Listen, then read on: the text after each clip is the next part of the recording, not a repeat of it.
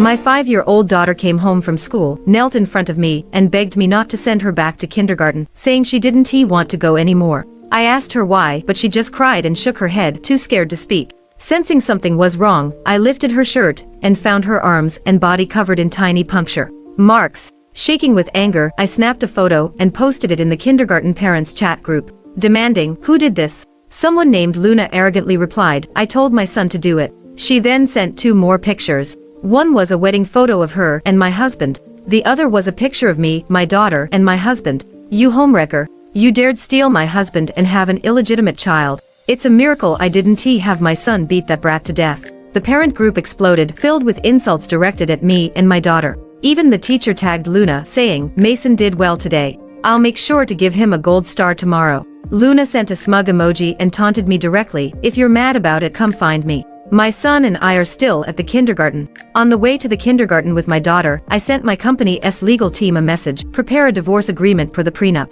I want David out with nothing. Also, my daughter was assaulted at the kindergarten. Bring a team over immediately. I want them to pay dearly. How dare a freeloader like David keep a mistress and a child on the side?" When I arrived at the kindergarten with my daughter, the first person I saw was Luna standing outside. She was surrounded by other parents from the class. "Luna, you're so low-key. If it weren't for all this, we wouldn't have known your husband is the CEO of Martin Group." "Exactly. No wonder I thought you had such a refined aura the moment I saw you. It's that high-class grace that comes with wealth. We're all here to support you today. We're proper mothers and we can't let a low-class homewrecker push you around." Right. What good could come from a homewrecker's daughter? Mason is truly the heir of Martin Group. He is already standing up for the people at such a young age. Even the teacher humbled herself, fawning over Luna. "Luna, let me know Mason's favorite foods, and we'll adjust the kindergarten menu to suit his taste from now on." Luna basked in the praise. David had freeloaded off my family for years, doing nothing.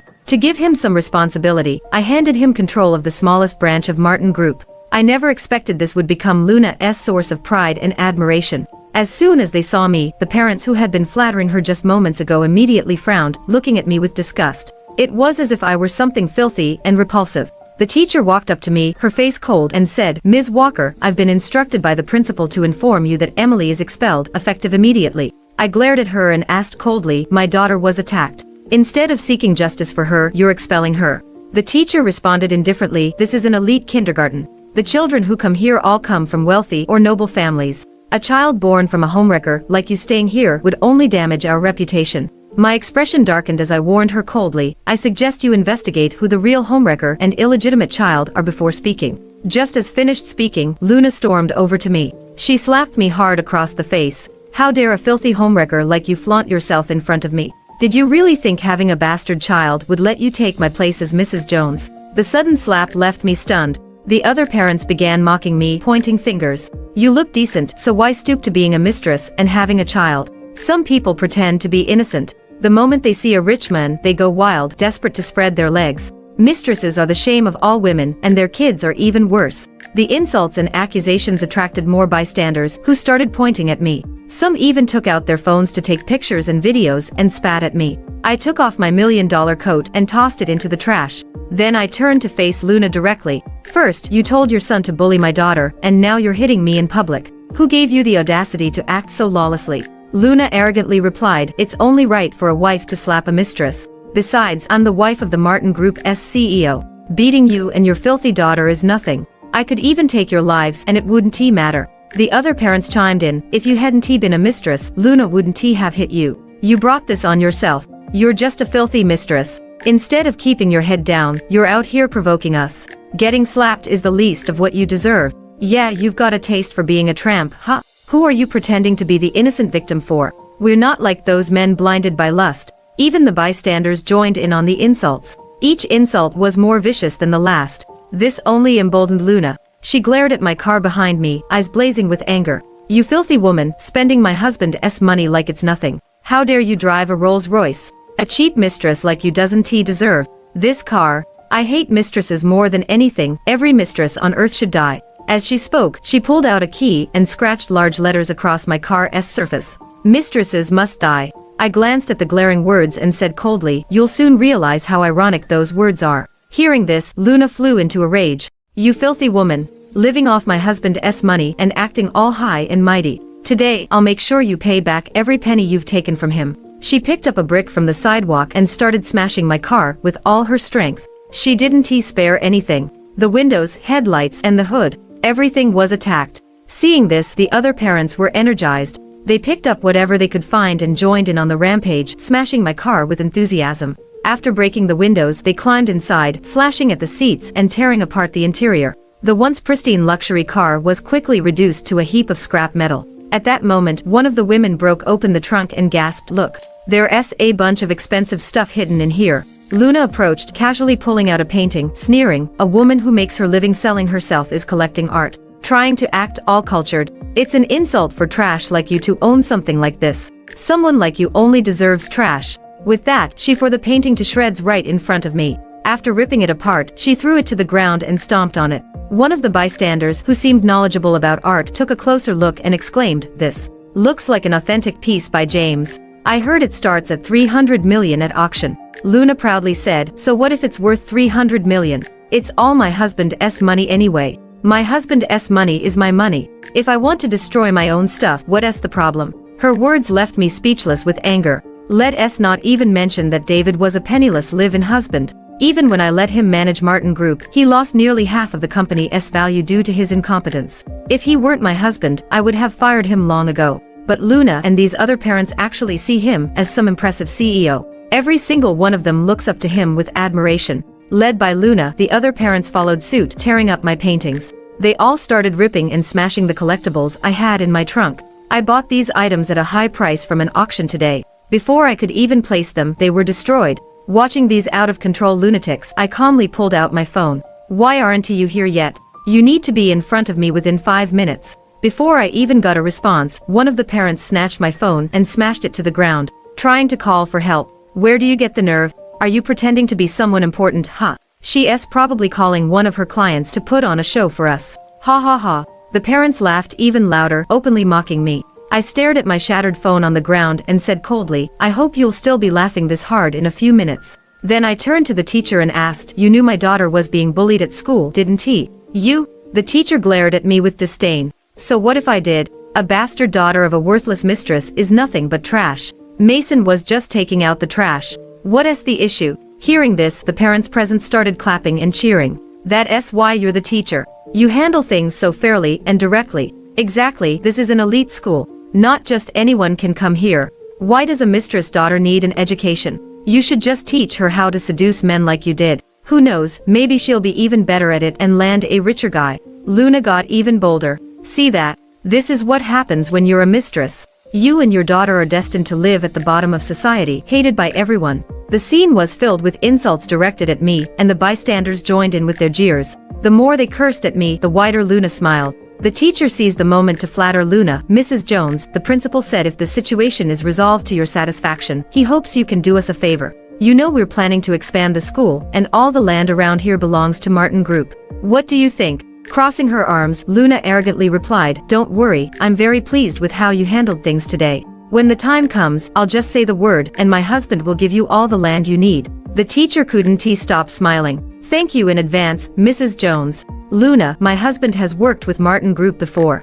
Could you keep us in mind for future deals? My company's looking to switch industries too. I'd love to have the chance to work with Martin Group in the future. Luna, here's a no-limit shopping card from my mall. I hope we can stay close." In an instant, the parents scrambled to curry favor with Luna, each trying harder than the next to flatter her. Some even went so far as to slip their bank cards into her bag. Luna reveled in the attention, radiating arrogance. She raised her chin, strutted over me, and smugly said, "See that? This is the power of money and influence. Someone like you, a nobody mistress, will spend your whole life spreading your legs, hoping for scraps from men. But me? I get to enjoy the kind of glory you'll never even dream of reaching. I'll give you one day. Take your bastard daughter and get out of this city. If I see you messing with my husband again, I'll bury that little brat of yours alive." Hearing this, my daughter trembled and clung to me. "Mom, I'm scared. My foot, it hurts so much." Her voice was filled with terror and pain. I removed her little boot and saw one of her toes was missing. The wound was horrifying. There was even blood pooled inside her shoe. My heart felt like it had been stabbed. My eyes filled with tears that wouldn't stop falling. I couldn't fathom how my delicate, pain-averse daughter had endured so much without saying a word until now. I glared furiously at Luna. Did your son do this too? Luna glanced at me, her tone indifferent. Why the fuss? You should be glad I didn't have my son take that brat's life. Before she could finish, I slapped her hard across the face. That slap carried all of my rage, every ounce of strength I had. It sent Luna stumbling backward. As I moved to hit her again, another parent suddenly grabbed my hair. The other parents swarmed at me, punching and kicking. You filthy wench! How dare you lay a hand on Mrs. Jones? Are you tired of living? Yeah, your brat isn't even dead yet. Why rush to join her? Your kid's lucky Mason taught her a lesson. With trash like you for a mom, she deserves whatever she gets, even if it's death. Even the teacher, full of indignation, kicked me. Stop hitting my mom. My daughter cried, trying to intervene, but a chubby boy kicked her to the ground. The teacher patted the boy's head and praised him with a smile.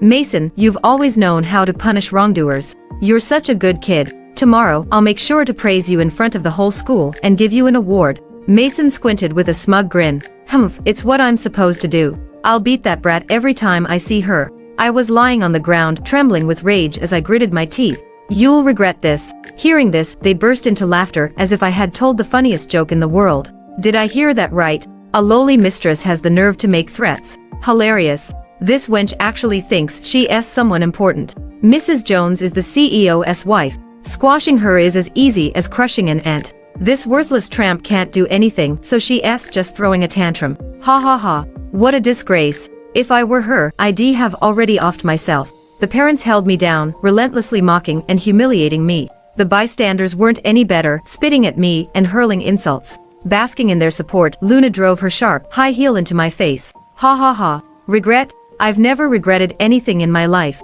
I'd love to see how someone like make me regret a thing. Just as she finished, a line of luxury cars sped up and stopped at the school gates. One after another, men in suits quickly stepped out of the cars. The sudden commotion caught everyone's attention. The noisy crowd fell into an eerie silence. The parents who had been holding me down immediately let go, straightened up, and turned there toward the scene. Luna withdrew her foot, her gaze fixed on the convoy of luxury cars. I quickly stood up and helped my daughter off the ground. Under everyone's watchful eyes, a man in a suit walked to the lead car and respectfully opened the door. Out stepped David, dressed in a tailored suit, exuding a charisma that instantly drew the attention of the crowd. His handsome appearance and distinguished aura caught everyone's eye. Isn't that Mr. Jones? Yes, it's him. Wow, even his entrance is so grand. And he's so handsome too. No wonder that shameless woman was trying so hard to cozy up to him. As the envious murmurs grew louder, Luna proudly approached David, linking her arm through his. Honey, what are you doing here?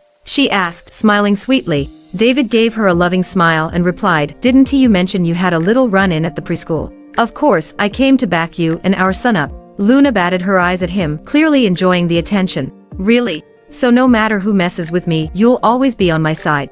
David didn't hesitate. Of course. You and our son are my treasures. Anyone who dares to hurt you will have to deal with me. Seeing that David was fully prepared to stand up for her, Luna beamed with pride. The other parents were green with envy. I've always heard that Mr. Jones spoils his wife. Now, it's clear he really does. Look at them. A perfect couple if I've ever seen one. Exactly. I don't understand how some people have the nerve to try to wreck their marriage. And she dared to mess with Mrs. Jones. She's way out of her league. Mr. Jones is about to handle this. Let's see how that homewrecker holds up now. Amid the gossiping crowd, Mason suddenly ran up to David and threw his arms around him. Dad. David knelt and scooped Mason up in his arms. Hey buddy, your mom tells me someone gave you trouble at school. Mason smirked, his eyes narrowing into slits. Yeah, there was this little brat. When I hit her, she almost pushed me down. But I really gave her a lesson. I even cut her toe. David pinched Mason's chubby cheeks and smiled approvingly. Good job, my boy. You're really something. If anyone dares to fight back in the future, you hit them as hard as you want. Don't worry about it. I will handle everything afterward. Got it? Mason nodded firmly. Got it, Dad. Good boy. After praising Mason, David turned to Luna. Now show me who had the nerve to mess with our son. Hearing this, Luna immediately led David through the crowd and pointed at me and my daughter, shouting, Honey, it's that shameless mother and daughter over there. The first time I met David was at my own company. At the time, I was working as an intern, starting from the bottom to gain experience. Back then, I was ordinary, not particularly outstanding. I was just a nobody in the company. David was also an intern, starting at the same time as me. He wasn't particularly smart and even came across as a bit dull. but growing up in a rural area, he was used to hardship. His work ethic was strong. He was the hardest working intern, tirelessly focused on his tasks. No matter when I looked, he was always focused in front of his computer, completely absorbed in his work. His determination impressed me. He was originally at risk of being let go for not progressing. With my behind-the-scenes help, he was promoted ahead of schedule. That day, he was so happy. He seemed to light up, full of energy and excitement.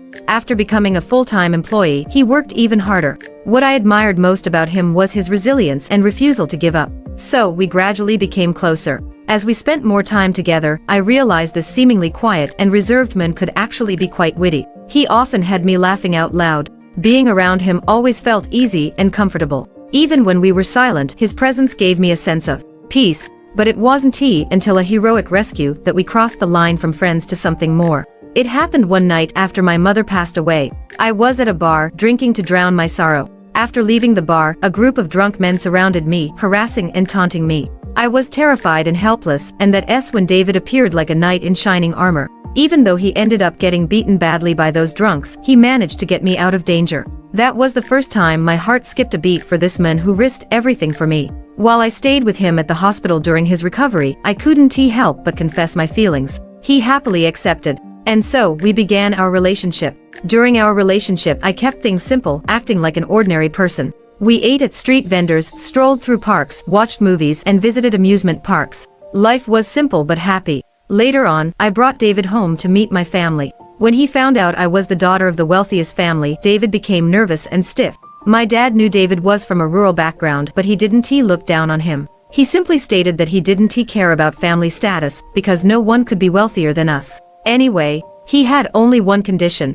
David would have to marry me. Since I was his only daughter, my father didn't want me to marry into another family. I thought David might hesitate, feel conflicted, or even refuse. After all, he was his family's only son. Plus, marrying into the wife's family could be seen as a bit humiliating for a man. But to my surprise, David agreed without hesitation. He even promised right then and there that he would love me wholeheartedly and only me. To show his loyalty, David even signed a prenuptial agreement that very day. The agreement stated that if he ever cheated or acted unfaithfully, he would leave with nothing. I was beyond touched at that moment. After we got married, David was always kind and gentle with me. He took care of me in every way he could. Even though our daughter took my last name, he didn't mind at all. He treated her like the apple of his eye, showering her with love and care. To give him more credibility outside, I even entrusted him with managing Martin Group. I just wanted him to have more status and prestige. Even though he didn't manage the company well, I never complained about it. All I wanted was for the three of us to live a happy life together. As long as he could love me and our daughter wholeheartedly, nothing else mattered. For so many years, I was immersed in the loving image David had created. I truly believed he was a good husband and a great father. Looking back now, all I feel is a deep sense of irony and how foolish I was. When the truth that had been hidden for years finally came to light. The moment David met my gaze, his face turned pale and he froze in place. The arms holding Mason instantly went limp. Mason, who had been basking in his pride, suddenly slipped from David's arms and fell flat on the ground, hitting hard. "Dad, what are you doing?" Mason lay on the ground, bawling his eyes out. Luna hurriedly picked him up, comforting him softly. "Don't cry, honey. Your dad's just really mad at the person who hurt you. He's eager to stand up for you." Hearing this, the gathered parents all nodded in agreement. "Look at him. Mr. Jones' face is pale with rage. He must be furious." Exactly. A man might have a mistress for fun, but no one would let her disrespect his wife and hurt his beloved son. Yeah, this shameless mistress must cross the line with Mr. Jones. That lowlife is done for today. Get your phones out, we're about to see a show. Everyone was buzzing with excitement, waiting to see David's next move. But David stood there as if frozen, unable to move. Seeing David's lack of response, Luna suddenly had a knowing look. "Honey, I know she's the mistress you've been keeping on the side. You don't have to hide it from me. Don't worry. As long as you punish her properly this time and promise not to see her again, I'll forgive you. Go ahead, you can deal with her now." Luna thought she was being so understanding, sure that David would act on her behalf. But David still stood there, staring blankly at me. No one noticed the beads of sweat forming on David's forehead. At that moment, my daughter stepped forward and grabbed David's hand. She looked up at David with her wide, innocent eyes, confused. "Daddy, why are the other kids calling you Daddy, too?" Before David could respond, Mason shoved my daughter away. "You little brat, stop calling him Daddy. Looks like I didn't teach you a good enough lesson today." How dare you take my daddy from me? I'm going to beat you to death today. With that, Mason raised his fist, ready to hit her again. David finally snapped out of it, grabbing Mason and throwing him to the ground. Get away from her. Mason hit the ground hard after David threw him. His elbow scraped the pavement, peeling the skin and drawing blood. Mason's screams of pain filled the air. Luna rushed to pick Mason up, comforting him before turning on David angrily. David, what are you doing? What did Mason even do wrong? Why would you push him over this little brat? Or is it that, in your heart, our son isn't as important as some bastard mistress? You?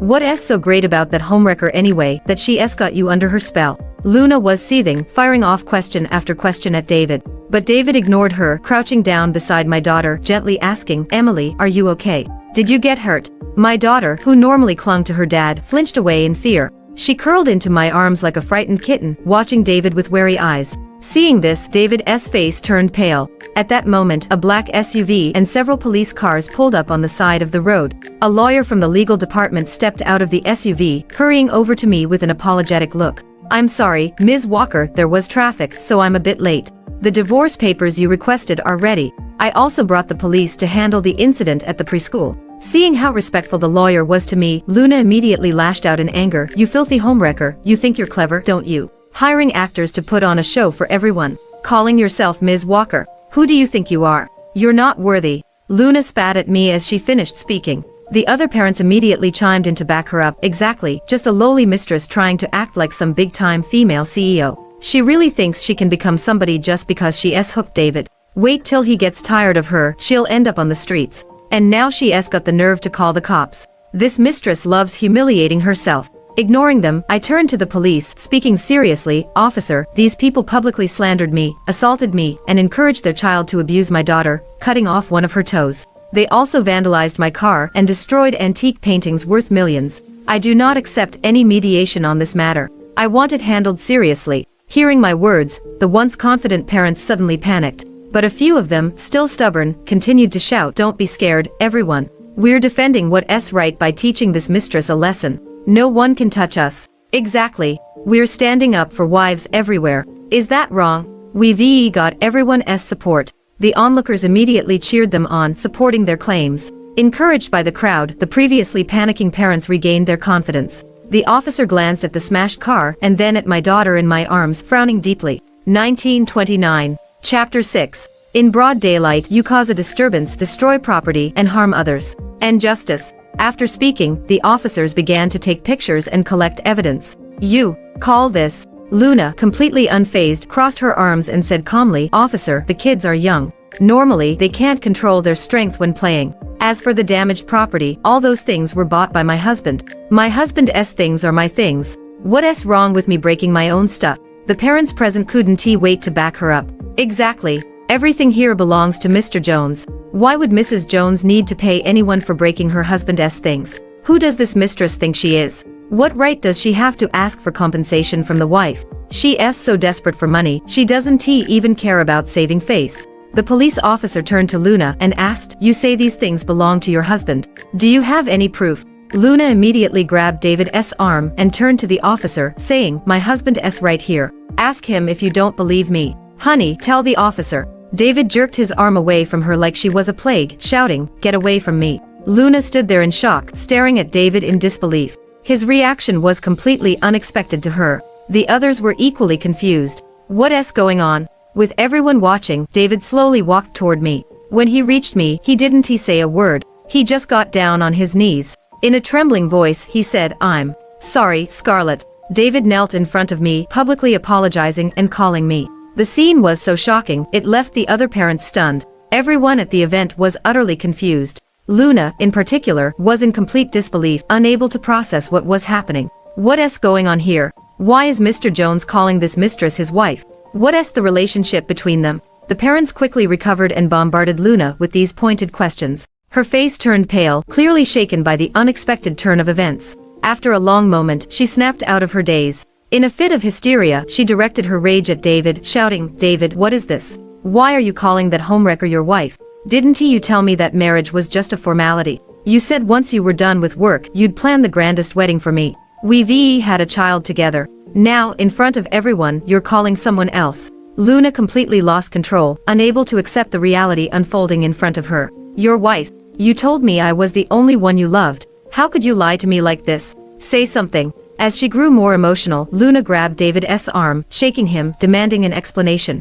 David forcefully shoved her away, yelling, "Shut up. Don't you realize you're destroying my life?" Stumbling back in shock, she stared at him, horrified by the stranger he had become. She had never imagined the men she loved could act like this. But David had no time to worry about Luna. His only concern now was saving himself. Still kneeling, he turned to me, his voice pleading. "Please, honey, I know I messed up. I'm begging you, just give me one more chance." David had thrown away all pride, his tone dripping with desperation. I stared at him, expressionless, feeling nothing but disappointment. "You know my mom ended her life because of my dad's cheating, right? The one thing I despise most is betrayal. Before we got married, you promised me you'd love me forever, that I was your one and only. And now look at you." I pointed toward Luna, continuing, "You said you loved me, but you went and built a whole new life with her. It makes sense now. How you just happened to show up and rescue me at that bar. Afterward, you insisted I shouldn't press charges against those drunk guys, saying they just made a mistake.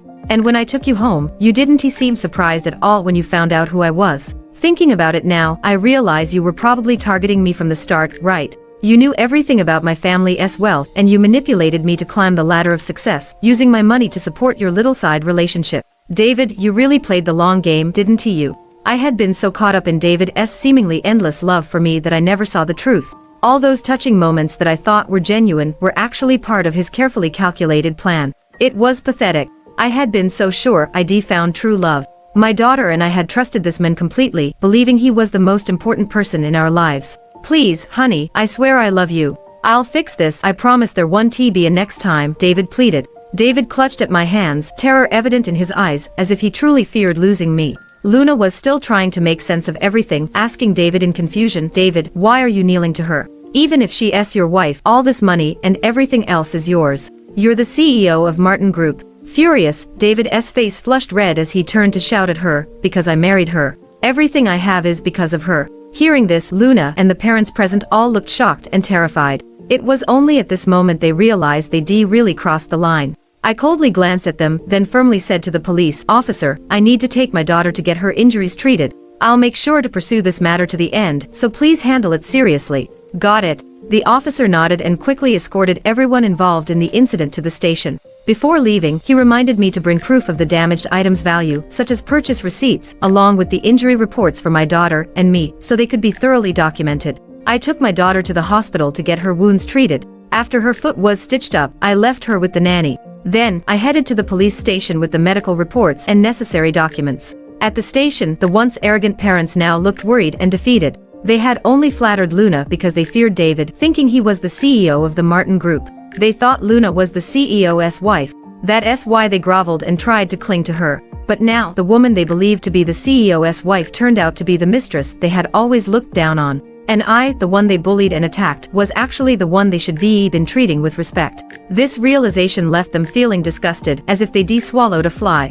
The way they now looked at Luna could be killed. Luna looked utterly defeated, as if the life had been drained from her. She had just suffered the biggest blow of her life. It wasn't just the massive compensation she had to face. The bigger blow was that she had come here today with the intention of confronting a mistress. She had loudly declared her hatred for mistresses, only to find out she was the mistress all along. Her once proud son had now become, in her own words, a shameful illegitimate child. This was a reality she couldn't accept. The police carefully reviewed the documents I provided and calculated the total damages from their destruction. It's 940 million. When they heard the number, everyone's faces turned pale with shock.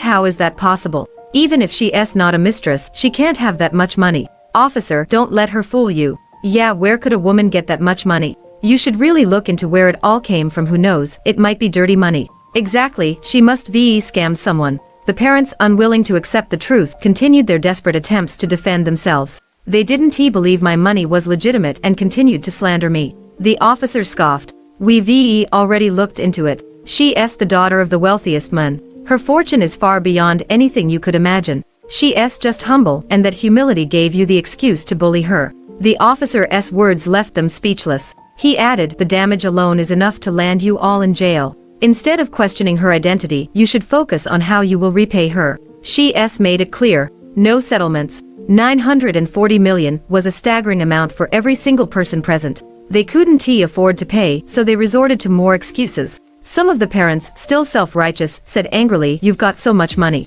Why are you coming after us?" Exactly. This was just a misunderstanding. Let us clear it up. There's no need to push us to the brink. All we did was break a car and some collectibles. You're the richest woman around. Don't be so petty and hold this over us. Yeah, even if we hit you, you're fine now, right? No need to be so stingy over this. They spoke so self-righteously, as if smashing 940 million worth of property and attacking someone in public could be brushed off with a few words. Or maybe they thought that just because I was rich and hadn't died from the attack, I should just suck it up and take the loss. I let out a cold laugh and said, "Weren't you also bold when you were smashing things and hitting people? Now you want me to let it go? What's wrong? You had the guts to break things but can't pay up. You were so loud while hitting me. Why so scared now?" These parents, thinking they were fighting for some twisted version of justice, acted like they were defending wives everywhere. But in reality, they were just trying to latch onto power and gain something for themselves. If all they had done was break some things, maybe it could be been discussed.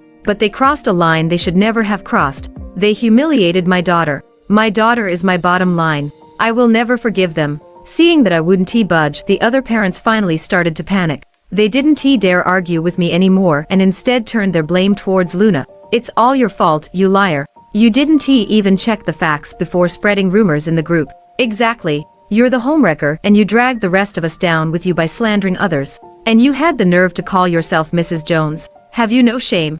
We got ourselves in trouble just trying to please you. You're the one who should pay for this mess. That's right. It's all on you. Don't even think about asking us to help pay for that 940 million debt. Faced with the other parents' accusations, Luna finally snapped back without hesitation. "You bunch of hypocrites, and you dare to blame me. If it weren't for you all wanting to cozy up to the powerful, encouraging me to make a scene, would I have gone this far? When you thought I was Mrs. Jones, you were all over me, practically licking my shoes. Now that something's gone wrong, you're all turning your backs on me, huh? With your pathetic behavior, you were born to be lapdogs. None of you are getting away today." The parents and Luna continued to argue, and if the police hadn't stepped in, they might have started a fight. After the argument, the parents started making excuses for themselves. They all claimed they didn't break anything, that it was the others who did it. Each one insisted they weren't involved in the assault. Then the police showed them footage from the school's security cameras, and under the clear surveillance, they finally shut up, unable to deny their actions. Each one had to compensate according to their role in the incident.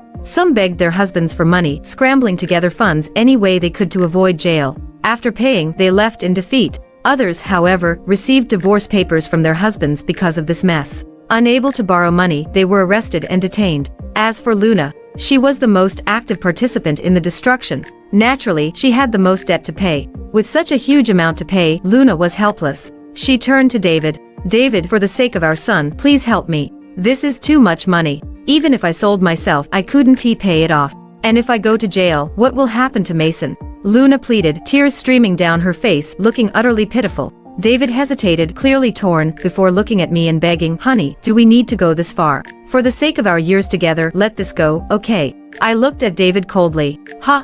David, do you even have any dignity left? Do you think you still have any face with me? Thinking about our years together and how your fake affection fooled me makes me sick. I've already drawn up the divorce papers. From today on, we're done." I turned to the police and added, "Officer, Luna not only destroyed my property but also encouraged her son to abuse my daughter and cut off her toe. Please add those charges." "Understood." Without another word, I turned and left. And just like that, Luna and the other parents who couldn't pay were sued and sent to prison. My daughter's teacher was also dismissed and investigated because of this incident. The entire kindergarten was shut down for reorganization. As for David, he left the marriage with nothing, per our agreement. I heard that Luna, less than a month into her sentence, got into a fight with those same parents in prison. She was forced into a toilet and drowned. Those parents were given life sentences for it. My daughter and I went from a happy family of 3 to a single mother-daughter household, relying only on each other. Although it took some getting used to, it was peaceful. Then one day, while out on a walk with my daughter, I saw David, unshaven and disheveled, lurking in a back alley.